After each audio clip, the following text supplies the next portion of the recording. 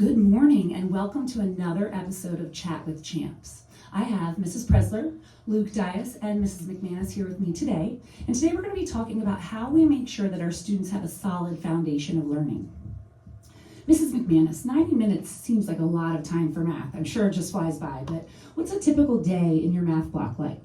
Thanks for asking, Ms. Kep. I love that we get 90 minutes for our math block, and we start with a warm-up that allows everyone to contribute. So we have really deep discussions about math, and it sets our brains up for the core activities. We do 2 core activities, and these can be card sorts or fun whole group activities. We've even made posters and had walk around the room where everyone can explore each student's math. It's super cool. Finally, though, in my classroom, we do something a little different, and I know a lot of teachers do this in the building. In Activity 2, we actually do strategic grouping.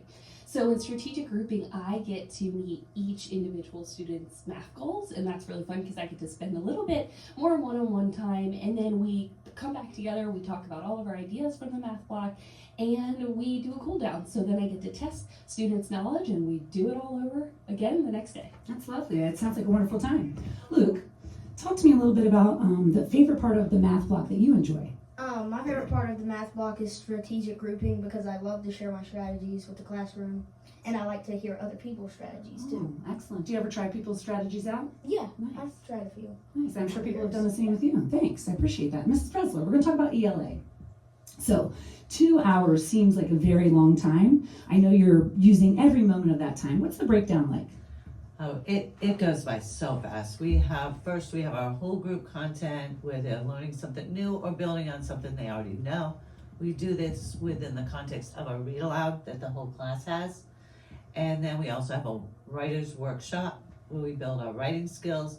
And finally, writer reading, where students get to read independently, work on their power goals, and teachers are working with students on phonics, whatever their individual needs are. Could be phonics, vocab, comprehension, but it goes by quick. That's excellent. Both of you talked about getting to spend individual time with kids, and that sounds fantastic.